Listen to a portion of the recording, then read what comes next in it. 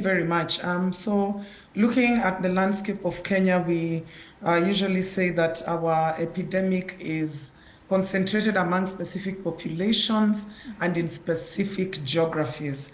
So if you're looking at the urban areas, the focus mostly is in the informal settlements, and there are obvious reasons for that.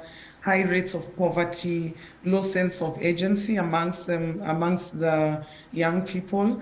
And then when we go to the rural areas, again, we are looking at specific regions in the country where we see higher, new infections and people living with HIV, like the Nyanza region, and then you have other pockets within the country. Yeah, so it's not homogeneous. It really depends with, the geography and the population. And for Kenya, again, we are saying the population here, are adolescents and young people.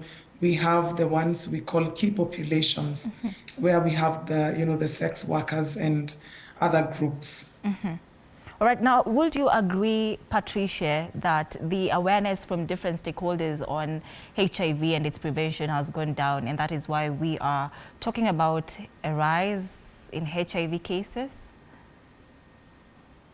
I totally believe so. I don't think we have done enough as a country to educate, our population.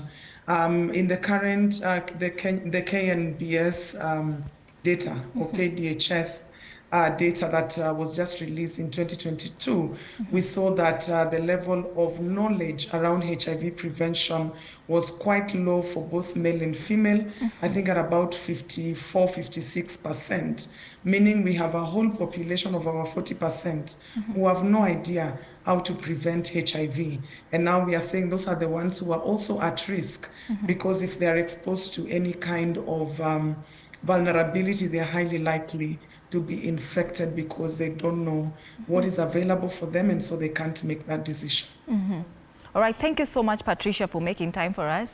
Now, I will let you go at this point, but thank you so much for that insightful remark that you've made, especially on the one that has caught my eye, the vaginal ring, and thank you for bringing it along with you. So, of course, we'll be bringing you on board some other time, but I want to continue with you, Doreen. There's a story that we just ran, and I want to give our viewer context as to why we are having this conversation today. It's not World AIDS Day yet. That day is coming on the 1st of December. Yeah.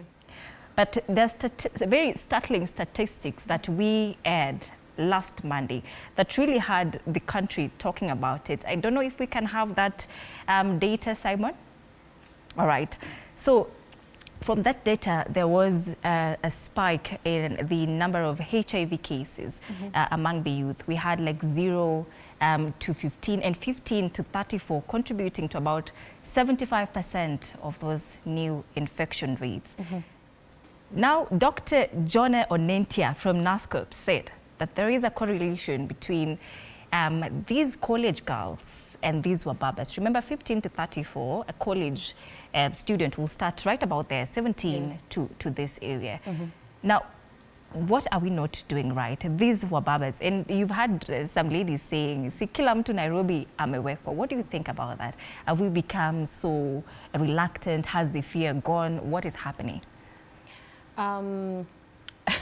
We have not, I feel we have not talked about HIV in a long time. We have not made it everyone's business the way we did. You remember in the early 2000s, there were billboards, there were posters. Right. Everybody in a remote village knew about HIV. And then as time went by, ARVs came through, and then people started taking them, and now they were healthy, and AIDS was no longer killing people the way it used to. And we just said, yeah, now everybody knows.